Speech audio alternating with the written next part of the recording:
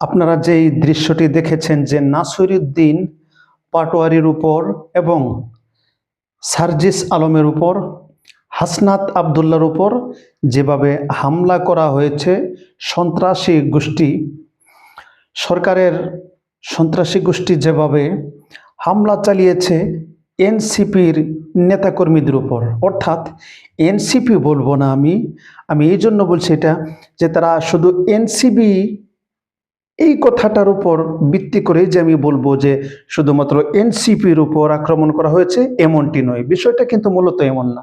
বিষয়টা হচ্ছে যারা আক্রমণ করেছে এনসিপির সদস্যদের উপর, যারা আক্রমণ করেছে তারা মূলত দেশের দুশ্মন, দেশের শত্রু এবং গণহত্যাকারী স্বৈরাচার শেখ হাসিনার দোসর। তারা আওয়ামী লীগ, ছাত্রলীগ, যুবলীগের কর্মী ছাড়া আর কেউ নয়। যদি আপনারা দাবি করে থাকেন যে নাসিরউদ্দিন পাটোয়ারির উপর যারা হামলা করেছে, নাসিরউদ্দিন পাটোয়ারির গাড়ি বহরে যারা হামলা করেছে, যেই ব্যক্তিগুলো, যেই সন্ত্রাসী গ্রুপগুলো হামলা করেছে এবং হাসনাত আবদুল্লার উপর, সার্জিস আলমের উপর যারাই হামলা করেছে, তারা কেউ দেশের স্বার্থে কাজ করে না। তারা প্রকৃতপক্ষে দেশের দুশ্মন। তাদেরকে যদি আপনি বিএনপির কোনো কর্মী বলে থাকেন, তাদেরকে আপনি যদি যুব দলের কোনো কর্মী বলেন, তাদেরকে আপনি যদি ছাত্র দলের কোনো কর্মী বলেন, এটা ভুল হতে পারে কিছু কারণে। কারণটা হচ্ছে এই দেশে ছাত্র দল, যুব দল এবং জামাত ইসলাম, জামাত শিবির এবং হেফাজতে ইসলামের হাজার হাজার লক্ষ লক্ষ ছাত্র, আলেম, উলামা, এক কথায় গণহত্যাকারী স্বৈরাচারী আওয়ামী লীগ বাদ দিয়া সকল দলের অংশগ্রহণ ছিল।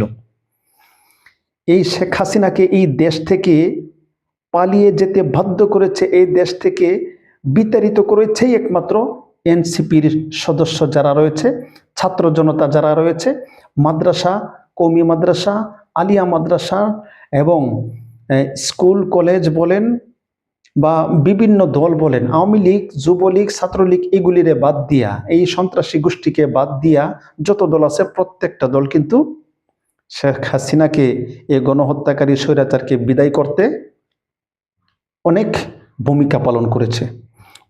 এর মধ্যে আমার আরেকটা ভুল হয়েছে বলতে এটা যে গণহত্যাকারী শেখ হাসিনা স্বৈরাচারকে এই দেশ থেকে বিতাড়িত করতে গিয়ে আরেকটি দল, আরেকটি ইসলামিক তথাকথিত নামধারী ইসলামিক ভণ্ড প্রতারকের দল কিন্তু অংশগ্রহণ করে নাই। তারা হচ্ছে ব্রাহ্মণবাড়িয়া, কুমিল্লা এবং চট্টগ্রাম, চাঁদপুর, ওই সমস্ত এলাকার কিছু বন্ড বেদাতি, ফরিদপুরের কিছু বন্ড বেদাতি, তারা মূলত নাম দিয়েছে সুন্নি, মূলত সুন্নি না, ওরা হচ্ছে প্রতারক, ভণ্ড। এ ভণ্ড নবীর দুশমন শেখ হাসিনার পক্ষে ছিল সবসময়।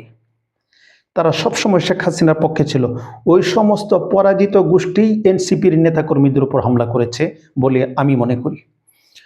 আর সার্জিস আলম, হাসনাত আবদুল্লাহ, তাদের উপর যারাই হামলা করেছে, নাসিরউদ্দিন পাটোয়ারির গাড়ি বহরে যারাই হামলা করেছে, আমি মনে করি এরা প্রত্যেকেই স্বৈরাচার আওয়ামী লীগের দোসর। যদিও বর্তমানে বিএনপির মধ্যে থেকে থাকে, তাহলে কিন্তু আওয়ামী লীগ থেকেই বিএনপির মধ্যে আসছে, আর বিএনপি ওই সমস্ত সন্ত্রাসী চাঁদাবাজদেরকে স্বাগত জানাইছে। মূল ঘটনা বুঝতে পারছেন? মূল ঘটনা কিন্তু এটা। এই পর্যন্ত যারা জুলাই যোদ্ধাদের উপর আক্রমণ করছে, যারাই জুলাই যোদ্ধাদের উপর আক্রমণ করে যাচ্ছে, এই পর্যন্ত প্রত্যেকেই স্বৈরাচার আওয়ামী লীগের দল থেকে বিএনপির মধ্যে যোগ দিছে। আর বিএনপি তাদেরকে কয়েকদিন পর পর স্বাগত জানাচ্ছে, আপনারা মিডিয়ার মাধ্যমে দেখছেন।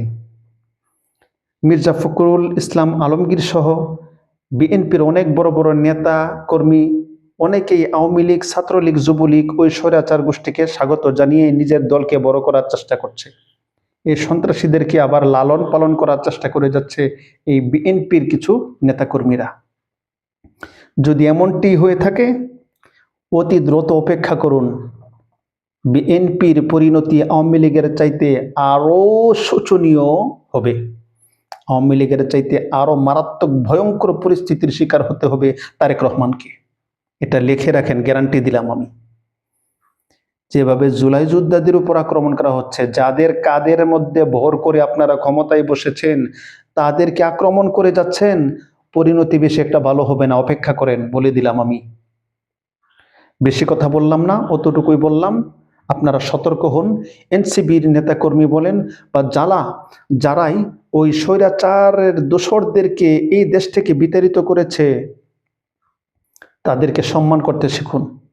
তাদের মধ্যে অনেকেই পঙ্গুত্ব বরণ করেছে, অনেকে চোখ হারিয়েছে, হাত হারিয়েছে, পাও হারিয়েছে, অনেকে এখনো পর্যন্ত হাসপাতালের বেডের মধ্যে আছে, বাড়িতে বিছানায় কাতরাচ্ছে, অনেকে 1400-র উপরে শহীদ হয়েছে। কার জন্য?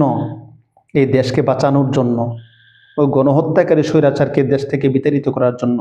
আর তাদেরকে আপনি আক্রমণ করছেন, তাদেরকে হত্যা করার জন্য আপনি রাস্তার মধ্যে নামছেন। ওই জুলাই যোদ্ধা যারা আছে, ওই জুলাই যোদ্ধাদের উপর আপনারা আক্রমণ করছেন। বিবেক আছে আপনাদের? একটু চিন্তা করে দেখছেন বিষয়টা? পরিণতি বেশি ভালো হবে না, ভয়ঙ্কর হবে। আল্লাহ সবাইকে সঠিক বুঝদান করুক। এই পর্যন্তই, আবার আপনাদের সাথে কথা হবে। ধন্যবাদ সকলকেই। আসসালামু আলাইকুম রহমতুল্লাহি ওয়া বারাকাতুহু। You are watching Rough TV 24.